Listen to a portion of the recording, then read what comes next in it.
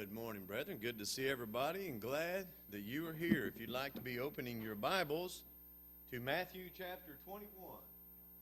Matthew chapter 21.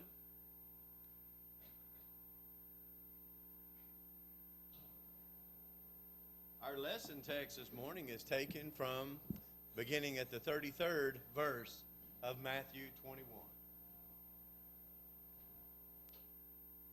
We're going to be talking about some wicked husbandmen. Wicked husbandmen. That doesn't mean husbands that are bad fellas. This is talking about folks that would work in a vineyard. And so we're going to talk about that. This parable is the second parable that Jesus has spoken since he went in on Monday and overthrew the money changers' tables, ran off all the people that sold and made merchandise of the temple. Quoted from the book of Psalms that you have made my house, it's supposed to be a house of worship, a house of merchandise, a house of thieves, if you will. And so he runs everybody out. He's approached the next day when he gets to the temple by the hierarchy, Sadducees, Pharisees, those who ran the temple. And they wanted to know by what authority that he did these things. In other words, who died and left you boss? We've been doing this for years. This is our city, our town. And here you are, a new upstart, and you're going to come in and do all this? By what authority you do that? And Jesus said, well, I don't have any problem answering that question as long as you'll answer a question for me. And if you'll remember, he asked him a question concerning the teaching of John. He says, the baptism of John, whence from it? You know, where did it come from? Was it from God or from men? Remember, they had to walk off, if you will, to discuss that and to see exactly what it was that they wanted to do. And they said, you know, if we answer it one way, he's going to say, why didn't you do it? If we answer it the other way, we're afraid of the people. So they wouldn't even answer him. So Jesus says, well, I can't tell you either. But then he goes on in verse 33. He gives them the parable of the two sons. Now, we looked at the two sons, and he was critical of them. Remember, the one said that they would go, and the others said that they wouldn't go, but then did. And so those that were professing this sham, they said that they were followers of God, but they were not. And so Jesus is using that to show that the publicans and the harlots that went out to hear the baptism of John or heard the teaching of John and responded to it, he says that they will enter into the kingdom before you because they heard the righteousness preached by John and they obeyed it, but you didn't. And remember, this is all preceded on Monday by the fig tree. Remember the fig tree? You know, as I was driving in this morning, I was noticing all the trees that are blooming so beautifully, and everything's coming awake. Well, Jesus, you know, that time of year, he's walking to Jerusalem, sees this fig tree. It's got all the accoutrements. It's got leaves. It's, you know, the fruit should be there before the leaves. It's just amazing. And he goes over to get fruit, and there's nothing on it. He curses it. And that is a prelude to what's going to be happening the next 6 days. Israel had been given everything that they needed to produce good fruit, to produce the kind of fruit God wanted. But instead of producing good fruit, instead of producing and being an example to the nations round about them, they were anything but. And so he gives the story of why didn't you respond to John the Baptist? And now he's going to talk about the second parable we're going to look at. Notice, if you will, let's go ahead and just read the text together, beginning in verse 33. Matthew 21, we'll begin in verse 33. Let me go ahead and throw this up there because it's also in Mark chapter 12 and it's also in Luke chapter 20. One of the things that, I had a good sister this morning asked me if the Fourfold Gospel by J.W. McGarvey would help, and I said it sure would.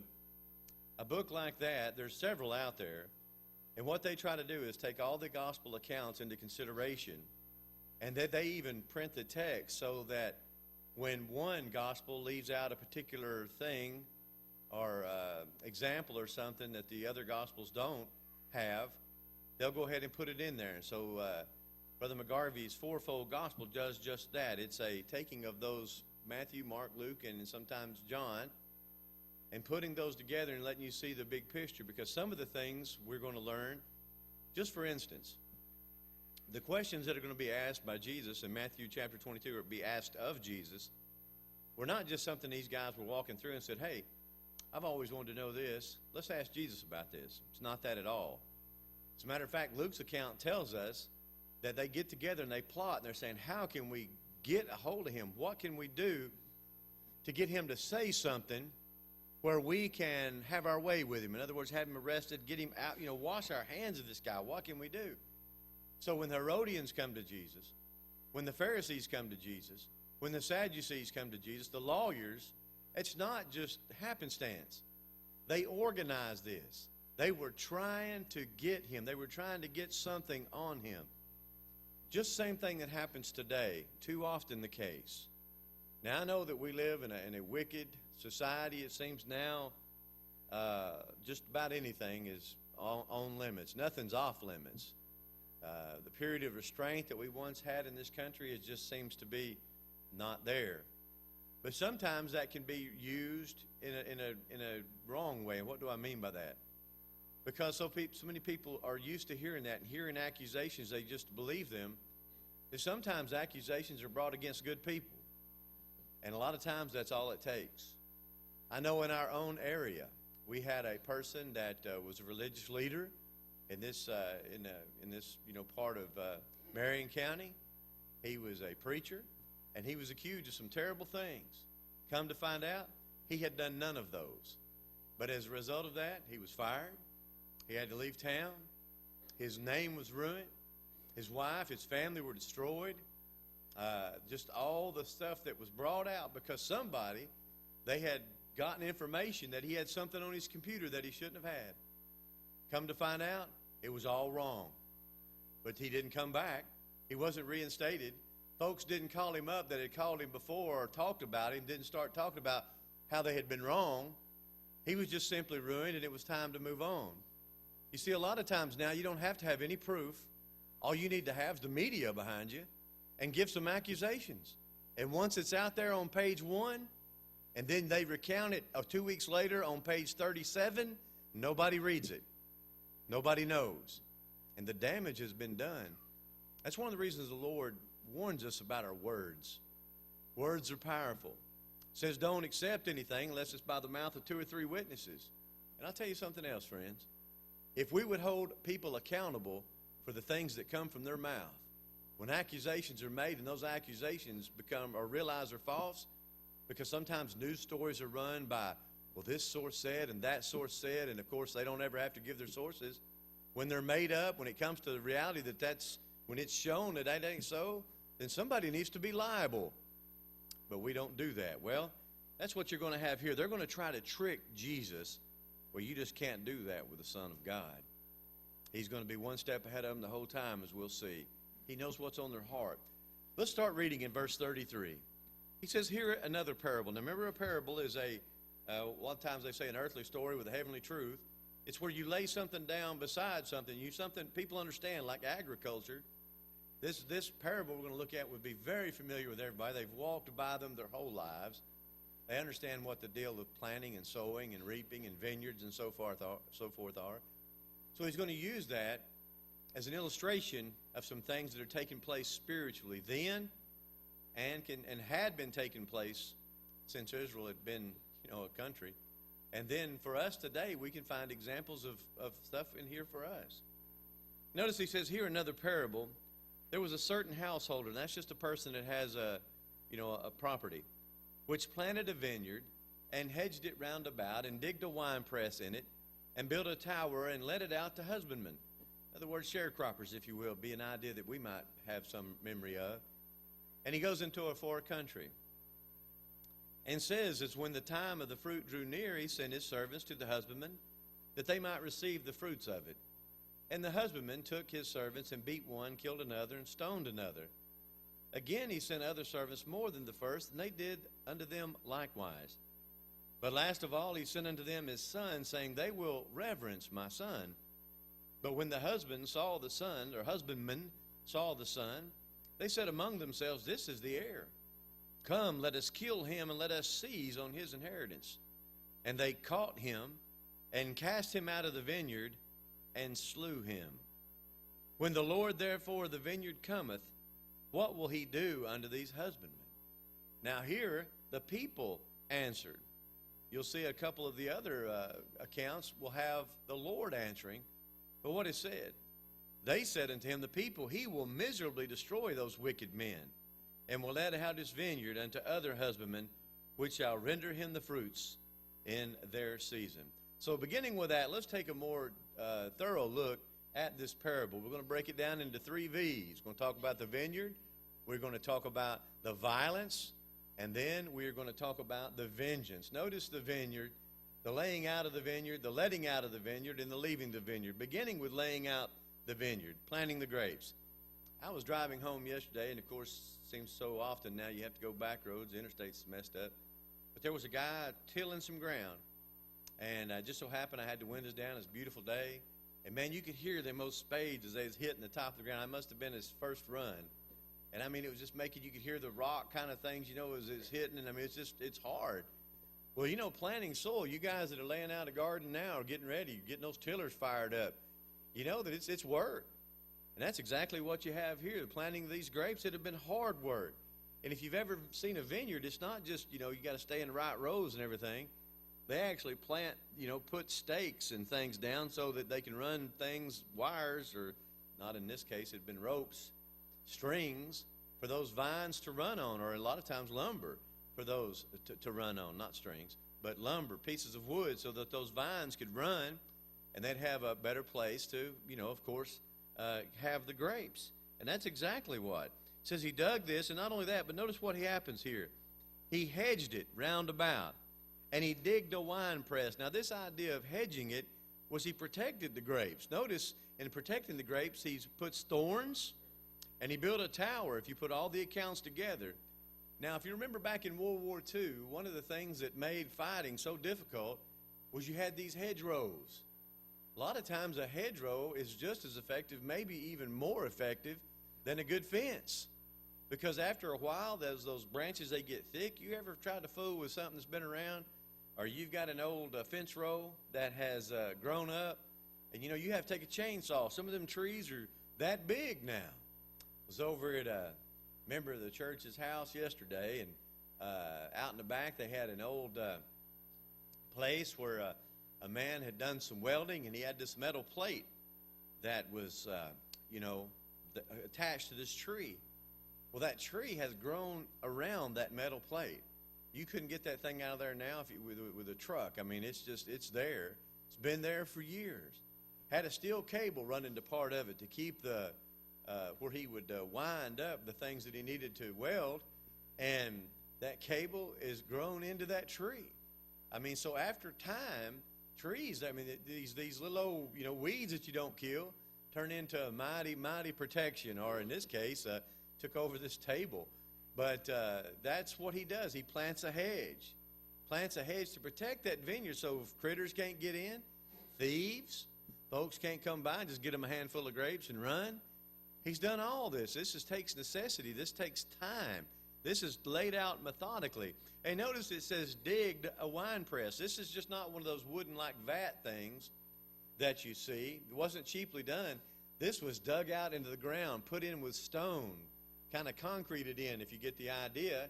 And sometimes these things were 4 foot high, and they'd toss all those grapes into this large, where he digged it out and concreted, rocked it in, and they'd get in there and they'd stomp on those things. And then they would dig out a trough. They would line it too with stone, which would run into the vat, and so you could more effectively get the juice out of the grapes and get it to market, and plus have the grapes there to sell and so forth. And so this is a lot has gone into this. Everything's being laid out perfectly. And notice he built a tower. I'm told that some of these towers could go up to 80 feet. I can't believe that would be the case here. Most of them are 15 to 20 feet high, but anyway, it's a pretty good-sized tower, and this is so that you can see if something is threatening those grapes. So this thing is laid out very well. The grapes are provided for. There's an opportunity that once you harvest those grapes to get out, to be able to, in other words, make some money. To be able to do this, not only to do it, but to do it well. You're not just giving somebody 40 acres and a mule and saying, there it is, knock it out. You're providing everything that they need to be profitable in this in this venture.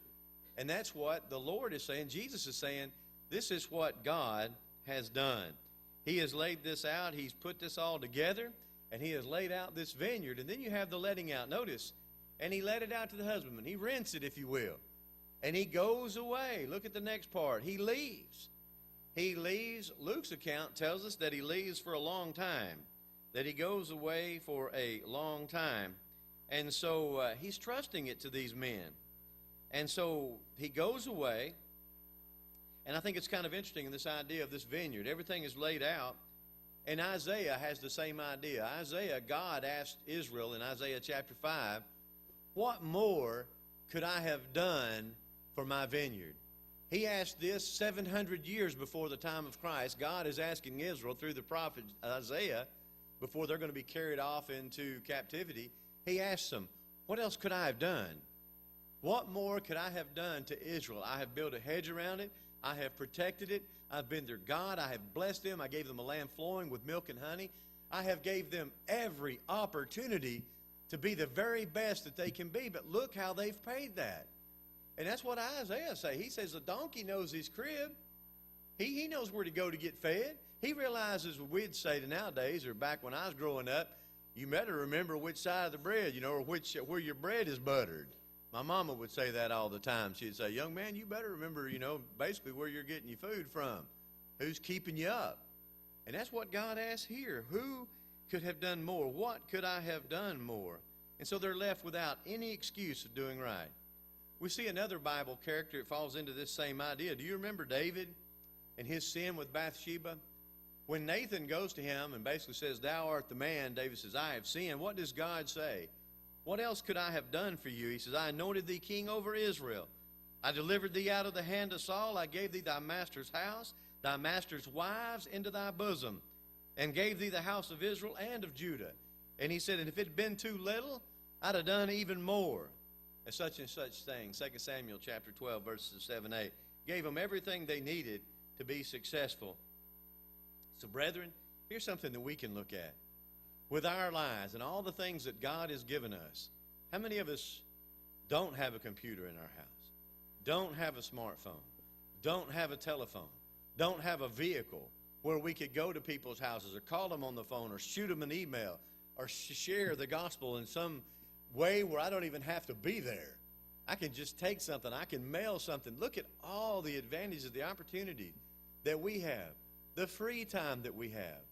How many of us wake up every morning before daylight and start the process that you did growing up? A lot of you, where you're feeding animals, you're taking care of livestock, you're doing all that thing before you go to school or before you go to the job. Then you work all day and you come home and you got to do it again. And you got to get ready to plant and things of that nature. We don't work, most of us now, 14, 16, 18-hour days. Those are things that people did years ago just to eat. Nowadays, how many of us watch 25, maybe 30 hours of TV a week? How many of us play video games hours upon hours? How many of us listen to audio books all day long? How many of us have all this free time, and yet we don't use it for the Lord? We can look at David and say, well, he shouldn't have done that. Look at all that God had given him. Brethren, I don't care who you are or what your circumstance is in this country. We've got everything. We have so much to be thankful for. We have been blessed so abundantly. So instead of looking at excuses of why we can't live for God, let's look at all the things he's given us as encouragement to live for him. Look at it in a positive light. Luke's account says that the God goes away for a long time. God, of course, is representative of the landholder here. He's going away for a long time. Not to look at this as God leaving man. God didn't leave us just, like the deists thought, that he just wound up the world and let it rip. No, this is look at it more as of a test. He wants to know, just as he does today, what we're going to do without him being right here with us. And by that I mean physically looking at us, over us. It's easy to behave when the boss is around. You ever notice that? You notice how people act differently? We used to have a plant manager, I'll never forget this, years ago, back when I worked for Shaw over in Dalton. He'd walk through, and I used to just kind of get a kick out of how people would be doing nothing. They'd see him, and all of a sudden, they're doing something. It didn't matter if they were, whatever they were doing. They would do something to make themselves look busy because here comes the boss. Well, folks, think about it. Character is what you're like when the boss ain't around. Character is what you're like when you're all by yourself. You know, God is leaving, if you will. He's letting man have this opportunity. That's what our lives are. Do you realize that? God hasn't left us here just to fend for ourselves, if you will. God has put us in the perfect environment to test what kind of people we're going to be. Are you going to be sorry and low down, except when the boss is around? That's how a lot of people are. Why do you think we have bosses? I'll never forget some of the things I was taught as I was growing and in the leadership in the Army. And they would talk about how if you don't stay on top of people, they'll burn you. And I was just like, people aren't like that. Most of the time, people want to do a good job. No. Most of the time, people don't want to do the things that they're supposed to do. That's why you have NCOs. That's why you have frontline supervisors. You have people to be responsible to go out and make sure that the people are doing their own work. That's why right there, as children of God, as Christians, we have a way of setting forth an example that the world can see and understand. You're an employee, at least you should be, who is doing the things you're supposed to be doing, when you're supposed to be doing them, the way you're supposed to be doing them, and they don't have to worry about you. You're that employee who that supervisor can say, well, I don't need to go down and check on that end of the machine. Them yahoos are down here on this end. That's where I need to go, because they know that you, Joe Christian, or Susie Christian, are up there doing exactly what you're supposed to be doing because you do it because of God. You do it for the Lord. And brethren, that's how we need to look at our jobs. That's how we need to look at our responsibilities. When we tell somebody we're going to do something, or we take on a responsibility, then let's do it. Let's do what we have said. And so this is a test, if you will. So many people prove to be unfaithful in their work, but what we are in private is what we really are. So he leaves the vineyard. He goes into a far country, and Luke, of course, tells us he goes for a long time. So we've looked at the vineyard. Let's look at the violence. Notice what prompts the violence. First of all, we're going to look at about 5 different things here. Prompting of the violence, the people who suffer the violence, how it progresses and will. Appreciate David Jackson's prayer a moment ago. So true in our country today. We need leadership because once something goes so far, it generally keeps going worse and worse and worse. We need that trend in our country. We need that trend in our society. We need that trend in the church to turn around and for people to do what's expected and to do the right thing. Because, well, as you can tell, we're not doing the right thing. And then, one of the things that really jumps out at me is the patience that God has. Over 700 years since he wrote to Isaiah that he's had with Israel alone. So the people, let's take a look, first of all, at the prompting of the violence. The rent was not done so hastily that it was, unfair. He allows the time for them to work. They're in the perfect environment. The environment's everything they need to produce a good crop. So he's not asking for them, before it comes in. He's not saying, okay, I need that rent money now. Any of you have ever rented out houses or had any kind of thing like that, maybe sold a car on time, something of that nature? You know how that can be. It's a difficult thing. One of the last things we ran some apartments for my mother-in-law for several years. Too many, actually, but you hate to do that. You hate walking up on them steps, and you hate knocking on that door. Why? Because they don't want you there. And number 2, you realize how uncomfortable it's going to be for them to come to the door and explain to you why they haven't paid the rent, sent the rent, so forth. But here we're going to see that this landowner, he does everything. He gives them opportunity. You've got opportunity to reap the product. You've got time to go out and sell the product. So now I just want what's mine. That's all the leaseholder is saying. That's all that God is saying. Just give me some of the fruit. I'm not asking for it all. He just wants part of it. So it wasn't sought for too hastily. It wasn't sought for harshly. He didn't send bruisers in there to go get it, Mickey and Bologna and Salami, those 3 guys. He didn't send those roughneck guys in there to extort the money. He sent servants, guys who would go and say, hey, here I'm here for my master. Where's the money? We'll get it and go. And the rent was not too high. He wasn't asking for anything that wasn't reasonable. He wasn't the kind of person that's going to take an advantage of the situation and extort people and charge exorbitant prices. He just wanted what was due him. He had been more than a good renter, leaser, if you will, or landlord. But notice this, the persistency in the violence. The people, well, first of all, I need to go back and look at the people suffering the violence. The people suffering the violence were God's servants. And brethren, I think this will help us if we can think about this for a moment. God sent his servants. Now today, who are the servants of God? Hopefully you can raise your hand and say, I'm God's servant. That'd be us. That would be us. What Jesus is talking about is the prophets that were before. They were the ones that were catching it, if you will. They were the ones that were being killed. Notice when it drew near, the husbandman took his servants. These are the prophets of old. And it'll be the me and yous of today. You know, I have fortunate enough to be a friend of some preachers. And a lot of them have been posting a lot of the atrocities that are happening to Christians all over the world this week, last week. Probably there's not a person in here, if you've got a TV or a newspaper or a radio, that didn't hear about some mosques being shot up in New Zealand. It's terrible. Hate to see people that are women, children, innocents that are killed. But how many of you have read about Christians being killed? You see, this has been going on since the Lord left. Remember what Jesus said? They're going to kill me. Don't think that you're going to get above that. If they've shamefully treated me and given me a hard time, they're going to do the same to you. Jesus would tell us that. He'd warn us about that. Paul would even write about no one's going to live the Christian life and not go through some hardships. Well, Jesus here is talking about the prophets of old, how they were stoned, how they were beaten, how they were killed. Jeremiah put into stocks, remember that? And later he was thrown into a pit for preaching the truth. Remember the prophet Micaiah, who told Ahab exactly what was going to happen. He says, you go up to Ramoth Gilead, you're going to die. And what was he? He was thrown in prison, given bread and water, till Ahab returned. So what's the idea there? If Ahab died, it was going to be a lifetime sentence, if you will. So that's happened all the time. Remember what Stephen would say in Acts chapter 7. He would look at them folks and he'd say, which of the prophets have not your fathers persecuted and killed?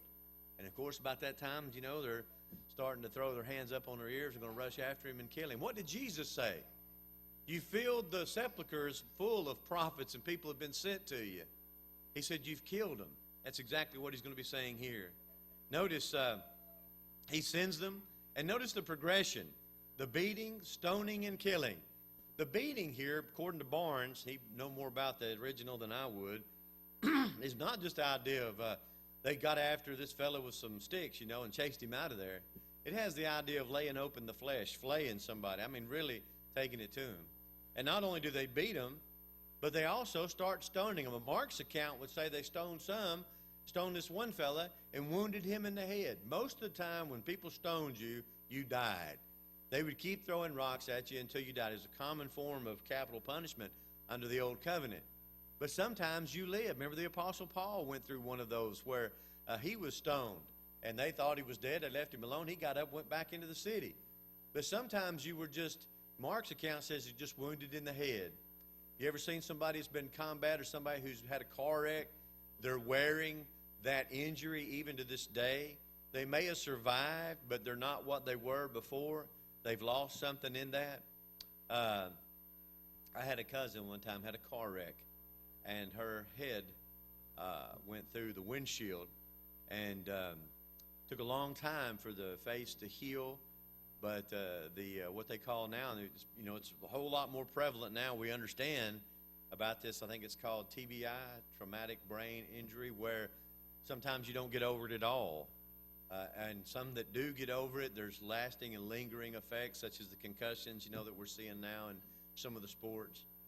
Well, from stoning to just flat out killing, we're going to see they killed some of the prophets. Jeremiah would be killed as a result of his preaching, taking him off. So that's the progression and the persistency of the violence. But the pinnacle of the violence, notice, they're going to take the son.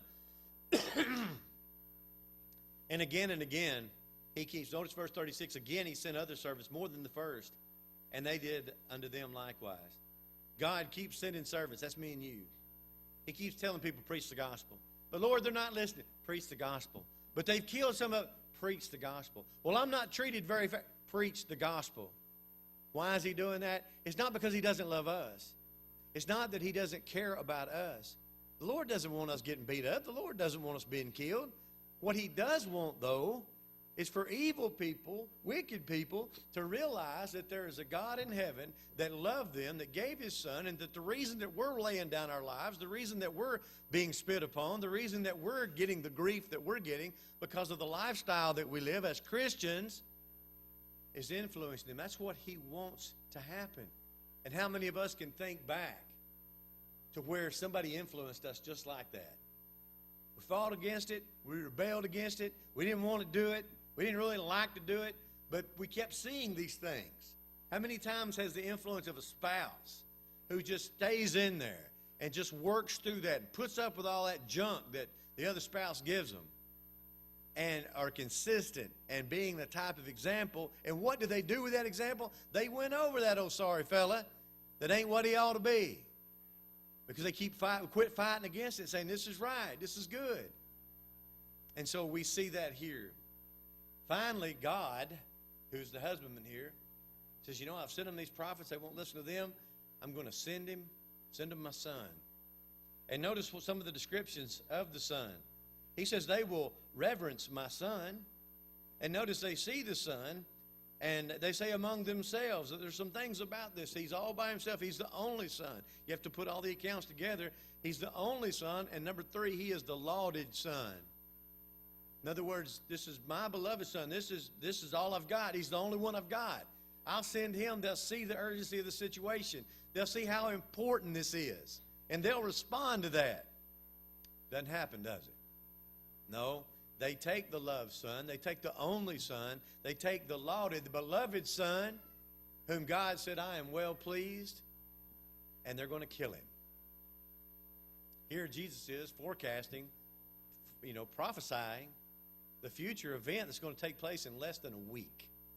This is exactly what's going to take. What about it? They contemplate. Here's the situation. Here comes the heir. He's the heir. If we get rid of him, then all we have to do is wait, and then this will all be ours. We'll take the inheritance. It's just amazing how people think sometimes.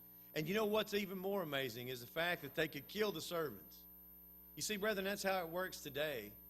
People can't get to God. If these folks right here could have had opportunity to lay hands on God or the husbandman, what would they have done to him? They'd have killed him and taken his stuff. But they can't get to him. Just like today, folks can't get to God. Now, they can wave their fists in the air and they can talk about what all they're going to do. If they're believers in God and the judgment, they can talk about all the trash they're going to talk when they're standing in front of God and get their day. Boy, I'm going to tell him what it's like and what it's about. Folks can't do that. They can't get to God. So the only thing they can do is get at me and you. That's why those Christians are being killed in those other countries. That's why me and you are being attacked all the time, the way we live our lives. And when we say something about sin, we're the bad people. How can you even speak like that? This being wrong or that being wrong, even though the Bible for 2,000 years has been very clear about certain things. You have some people in any form of society who want to try to get to the point where they can't find anything wrong with anything.